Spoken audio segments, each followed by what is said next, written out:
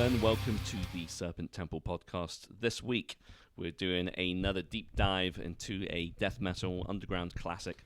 This time, it is the Finnish death metal legends Demilich with their seminal and only album Nespithe, released in 1993. Couldn't do it without doing an anti-Bowman impersonation. Good try. So, now, oh God, where do I fucking start on this album? Firstly, when did you first listen to this album? Was this quite a recent-ish discovery for you, right? It was, I think. I think it was you, literally, one day, but like, oh yeah, you know, because I think I'd already got into a lot of bands that were like quite Demilich inspired vocally, but I wasn't really aware. They're just one of those bands like no one I knew listened to them. I didn't read any interviews with them, didn't see the album. I think I probably saw the album cover kicking about because it looked kind of familiar. Yeah. But I think you recommended it. I listened to them and I was like, what the fuck? And saw them live at Hellfest a few months back, right? Oh, dude, it was a dream. Yeah, I say recently, it's probably like a couple of years ago. I got into them at this point. I've been listening to them a lot since. It's an incredible band. Just, Demilich they sound a bit like you're in hell. There's like chaotic. It's like you're in hell, but like everything's happening around you.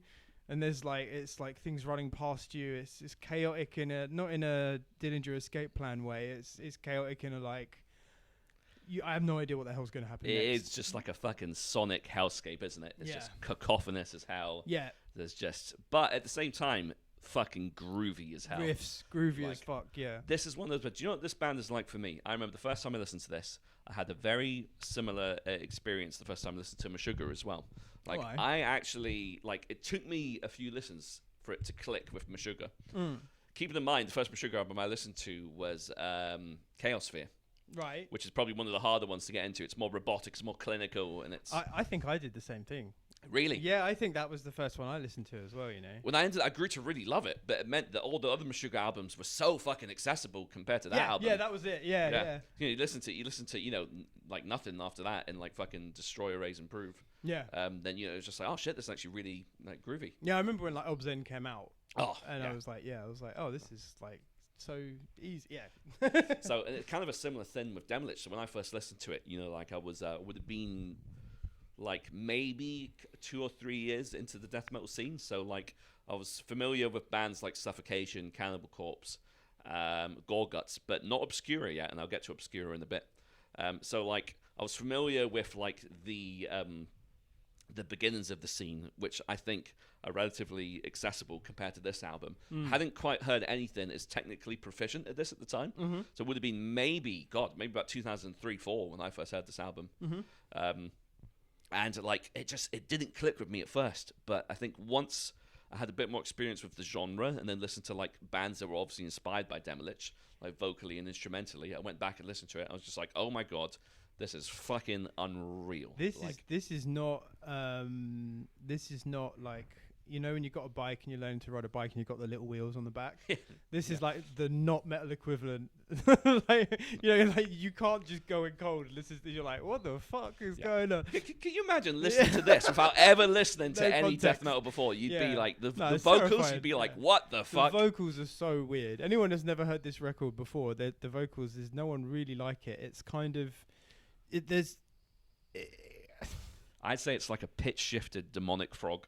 Yeah, it is, and there's like, because most vocals obviously there's lots of fake kind of. Yeah, kind of like the tough guy bravado. You know, there's this element present in a lot of like hard vocals in a lot of bands, in some degree or other. But there's something about the vocals on this album where it sounds like a demon is like talking at you, but it's like ugly and like unconcerned with you. Yeah. It's like a separate floating presence that's kind of just like you're in the same space and it's kind of aware of you. But yeah, apparently watching interviews with the vocalist Antti Bowman, like that, he taught himself, he didn't get lessons, like he taught himself how to play stuff. Yeah. And he would listen to bands and try and emulate them. And like his vocal style is just like what he landed on. Yeah. Like trying to emulate other people. He was like, I guess this is what I'll go for. And that's so crazy considering like how influential his style is. Because like so influential. This would have been one of the along with like Effigy era Frank Mullen, one of the first. Or like Matt from Afterbirth, I think is the other one people were. Yeah, 100%. Like, the first documents of like super like uber guttural vocals, like like that would go on to inspire vocalists like Matty Way and stuff. Because I know Big Will talks a lot about Antti Bowman as well, doesn't he? Yeah, of course. Yeah, huge. Yeah, His you style can't as talk well. about Demilich without mentioning Big Will and Artificial Brain and all that kind of stuff. Because just fucking goes hand in hand, really. Yeah, and I love how openly like reverent he is. And acknowledging that as well. It's like it's really cool. Again, like I was saying with Pestilence and like Mameli, it's like I really like when people can take someone's art and then continue to build off from there. Like there's that band Chithelist. Yes, so they're another quite a Demilich influenced band, but there's certainly like elements involved in their music. Yeah, it's like Demilich meets like Gorguts or something, but it's like there's like kind of outside stuff that makes them seem different again from all this other stuff, and it's really cool that a lot of these bands from like Nespithe came out originally in 1993. 93, yeah. So it's really cool now. There's like younger generations are going back, getting into all this stuff that kind of was like forgotten, like and lied fallow for a certain period of time, and it's really cool that bands like Demilich are finally getting the kind of respect they deserve. Yeah, and it's I suppose it's in instances like that we've kind of got like the inception of high-speed internet to thank for that. Yeah, because like would never have fucking heard of this band if I wasn't like trolling the forums at a young age, like just listening. What the sickest death metal bands? Yeah. And so I'm just I listened to Demilich, bro. And I was just like, yeah, fuck. You know, it was really cool when like you said before, I saw them at Hellfest, and for me personally, they were my top band of the festival. I think just the sheer. I kind of seen videos of them play live, but I really wasn't prepared for how good they were, and like me and Nina were watching them front row in the tent, and there was quite a lot of people there. We were watching them front row, and normally when you're right at the front, the sound's pretty bad. It's normally dog shit, yeah. But for some reason, it was incredible. It was like the best sound, and like watching them up close, and it was like it made me understand their music in a way that I hadn't understood it before watching them live, which was quite unusual, not really something you get too often. But there's something else that's translated when you watch them live and you realize like how fucking good those songs are. But I can't wait to see them play again. They're playing London soon. Soon, right? Is it the Underworld or is it the Electroworks? Oh, Electroworks. Okay. Yeah. So Nice. if you're in London, 17th of November, Demilich play Electroworks. Yeah. Supported by Mithras and Concrete Winds.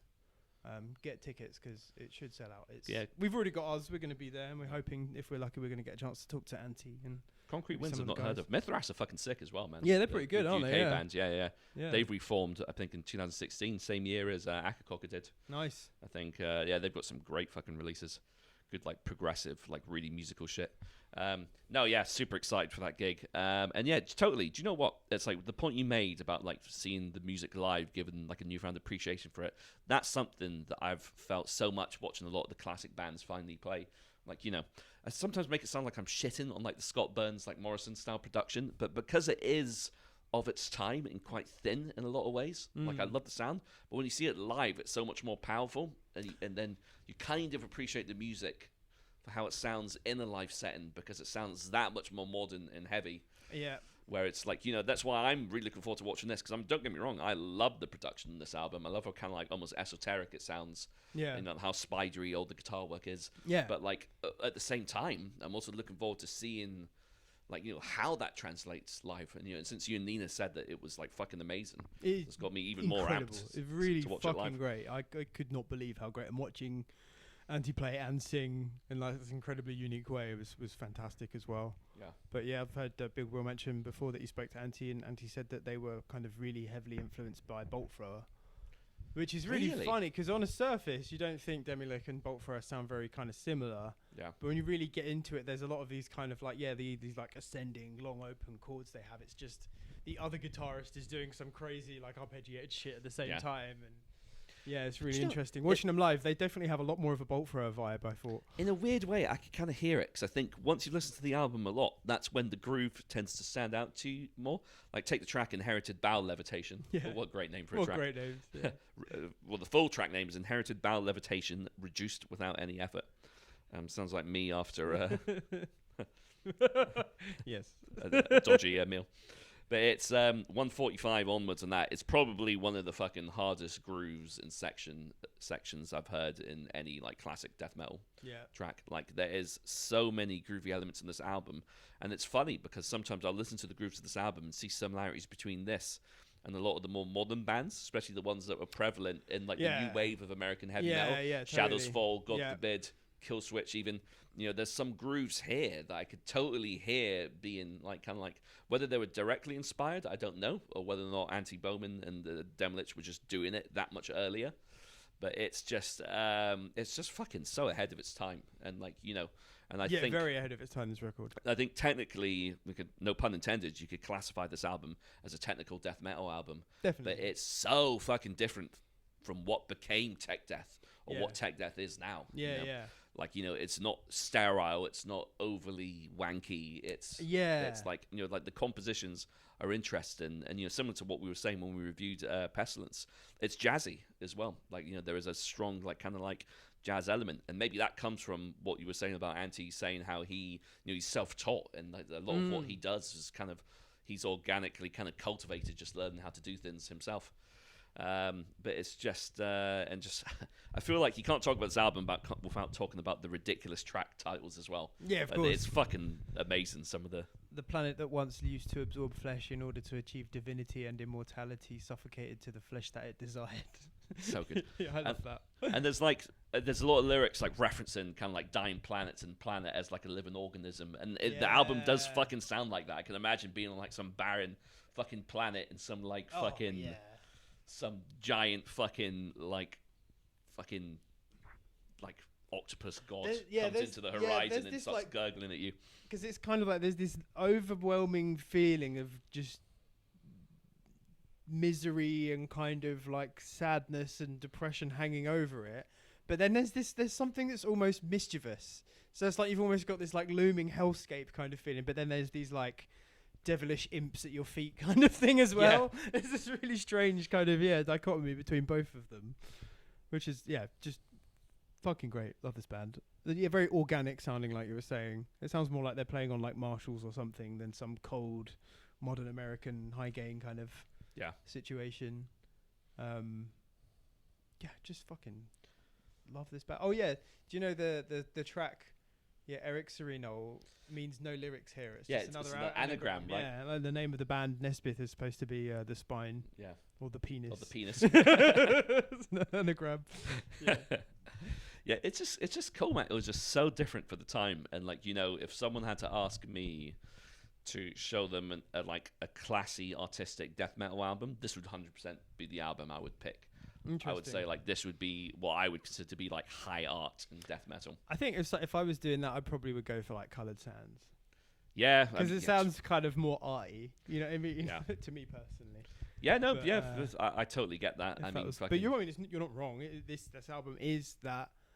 It's this album's like more rough around the edges and more wild. There's something more feral about this, I think. Yeah. Rather than like that. That's kind of what you're saying, because like you were saying, like technical death metal is usually more kind of like clinical, and you know, like Necrophagist is like, it's like, oh, we're gonna play like something from Host Planets, and it's like there's a certain sound, but yeah, this is more lived in.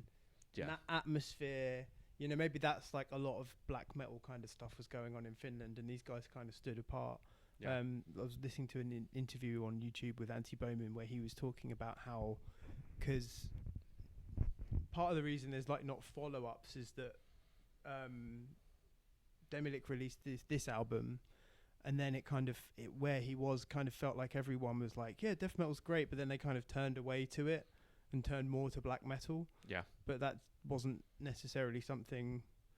You know, he believed in what they were doing, so he ended up just being quite like kind of disillusioned, I guess. Yeah. You know, and even like the head of the record label, he was saying at the time, Necropolis Records, I think it was, that he was saying was just kind of like started off being like a big death metal guy, and then just ended up being like, oh no, I pretty much only really give a shit about black metal now, which is interesting and weird. It's strange, and you know, the Finnish scene is an interesting one. I actually made a couple of notes on this because I forgot how many good like classic death metal bands they were that kind of faded into obscurity a little bit.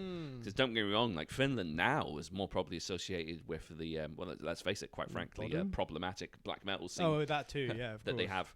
But it's like literally one of the most racist countries, isn't it, Finland? Yeah, I believe so. In the world, yeah. But Openly. you know, there was a period of time in the 90s that, you know, when this album was released, there were some bands that were just making like fucking absolutely killer out there death metal. You had bands like Convulse, they had their album World Without God, which is another great fucking album. Demigod, yeah, another classic band. The Ripakula as well, just probably pronounced wrong, but like they had some, and it's great because you sometimes when you go on to like when I used to go into the forums and stuff, like, you know, that was going back to the point I was making about the internet being a tool for good for musical discovery. Like, you know, there was these old school guys that would go on there and be like, you know, that would have these that would know about these demos because there would be no other way to fucking know about it unless you were old enough to be alive in the scene and the tape trading scene during that time. Yeah, it's this weird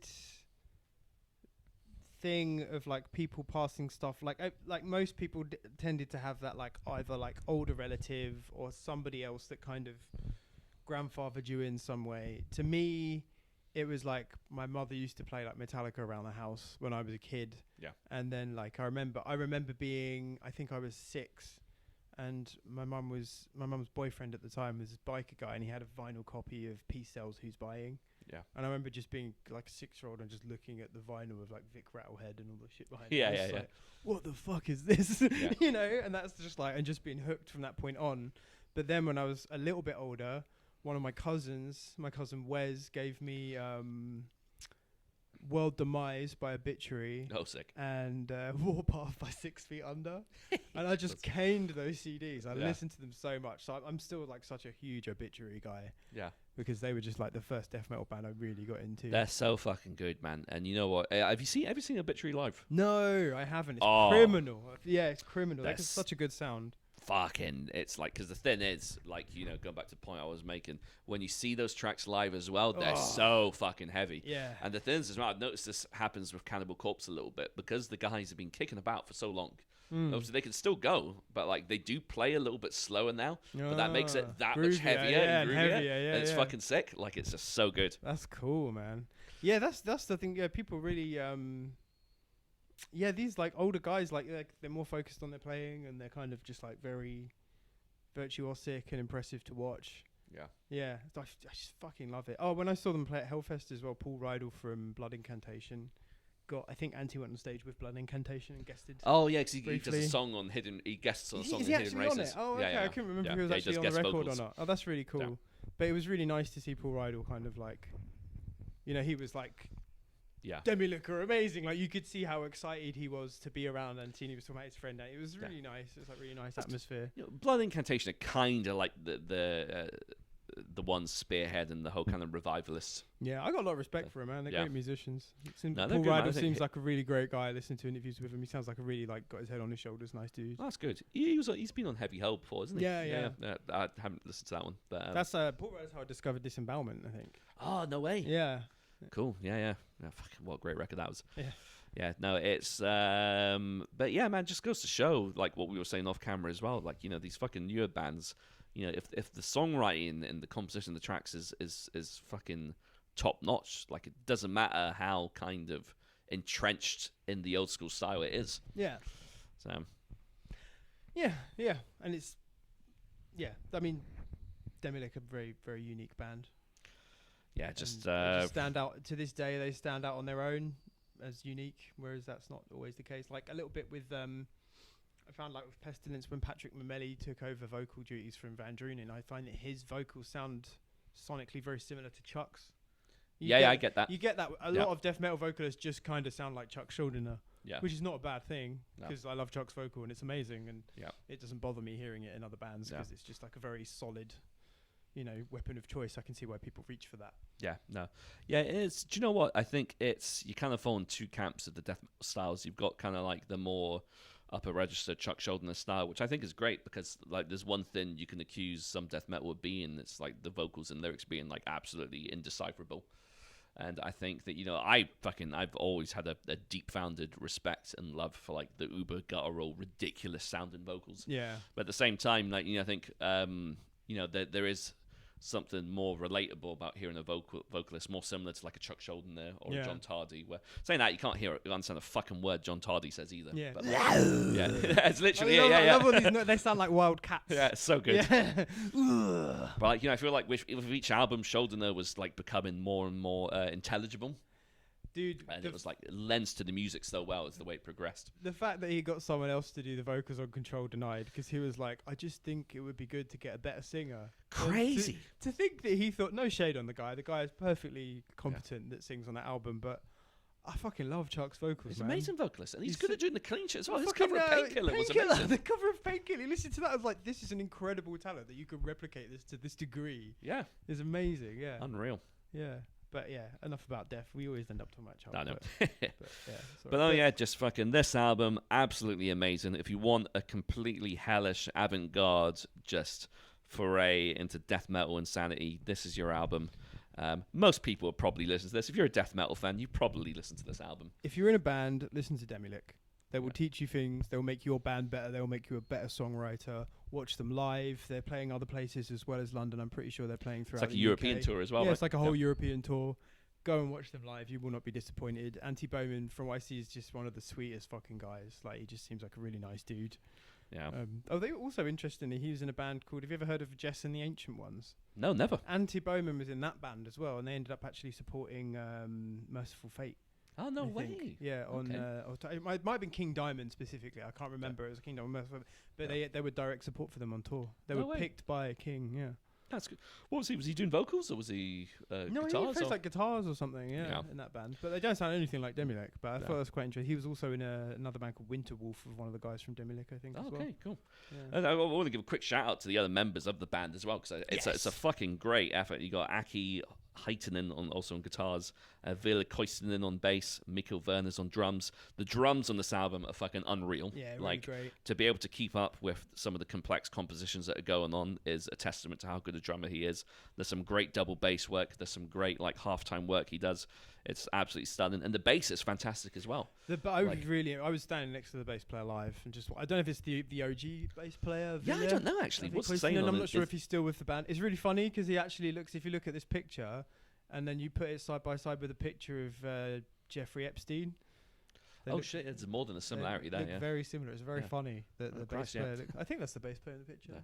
No, that's the guitarist. Wait, the fuck, where's that? I don't know. Anyway, whatever. But yeah, they were fucking sick live. Oh no, this guy's the bass player. Yeah, but you could listen to this album different times and focus on a different instrument each time, and you'll discover something cool.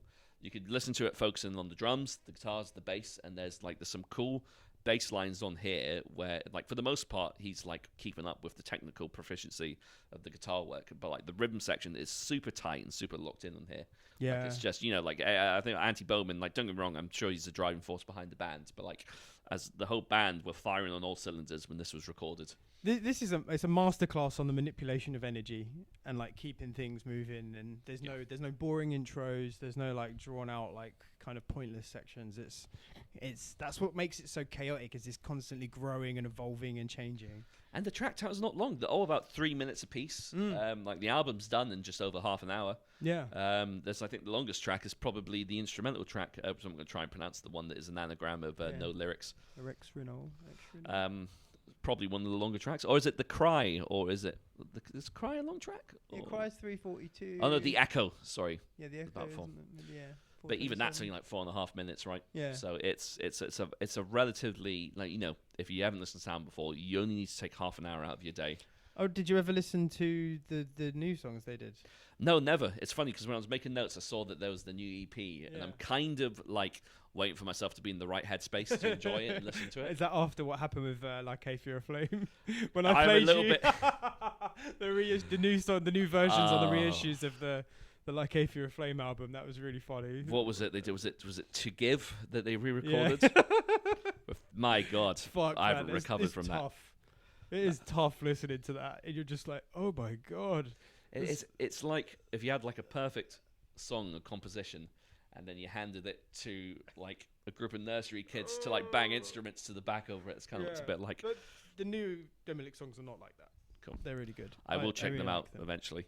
What's cool about Demilich as well, which I thought was really like cool, them like when they were defunct, before they reformed, they put all the music available to download for free on their Oh, website. really? Yeah, that's how I cool. got all their demos and stuff. Because like I actually got a copy of their CD in HMV on Oxford Street, which I was well super chuffed about that. But then then I downloaded their demos just free off their website. Nice. I also the cover's really weird. Yeah, it's cool. Like the that's the reissue. remastered cover. Yeah, Yeah, right. with one, the kind of bound like like a goat kind of. goat-headed skull demon with these like spherical horns growing out of his head, and then there's like faceless women holding what looks like dead infants with their faces completely covered in bandages, and they're pretty much naked apart That's from cool that. cover. That's the one I've got the CD of, the original one with all like the kind of zombies, demons. corpses. Like They're a little bit like Cenobites. They've got like fish hooks in their eyes and shit. yeah, it looks super cool. It's Yeah. I think Antti drew the logo as well, right? Yeah, That's- he's attributed as doing the logo design. Yeah. Yeah, great logo as well. That's a sick logo. Like Yeah. I love it because I love like the symmetry of it. Yeah, Yeah. I really like it as well. Oh, Yeah. this shirt, great story. So when you do Hellfest, there's two main stages which are fucking enormous. They're so big and they're Yeah. right next to each other. So when one band's stops, they like that stage is switching over. The other band is on, it moves over to the next stage they're playing. And then right next to that is this tiny fucking prefab hut, only a tiny bit bigger than this small room, and that's where all the official merch gets sold. No. Yeah. And then basically, like, I remember watching an episode of the Hard Law podcast as well, and Bo was saying on that when they played Hellfest, they like, apparently it happens all the time, people print up like an official t-shirt like for Hellfest or whatever because they're so excited to do it. And then, but like nobody knows it's there because it's like so small and it's just off to the corner. And me and Nina went, you know, and it's really funny because like I think Bo said that Harm's Way sold like one shirt. Because just no one knew the shit was there. Really? Yeah, just no one knew it was there, That's really. I think they mad. sold like a vinyl or something. Yeah. And then you just got all of this like merch. But then this is like a special Demilich Hellfest shirt. I think a pretty similar thing happened, but like just no one knew it was there. Fuck. But as soon as I saw him, I was like, I've fucking got to get a Demilich shirt. Yeah, Got to yeah. get a fucking Demilich shirt. And I went and Yeah. bought it. But then it was really funny because Antti on their social media, he'd posted like, we did a special shirt for this, and like, you know, he's like, please buy them. If you don't, we're gonna just fucking burn whatever's left. So I bought this and took a picture, and I was like, oh, at least there's one you won't have to burn. But he was just so self-depreciating Yeah, and yeah. funny and charming. A very cool guy. Fuck. No. Can't wait to watch them live. Yep. It's going to be wait. immense. So to recap, that is the London date is going to be at the Electroworks, and it's on Thursday the 17th of November. I'll put links to the tickets in the description, and yeah, definitely go and watch Demilich. They're amazing live. Cannot say that enough. Yeah, can't wait.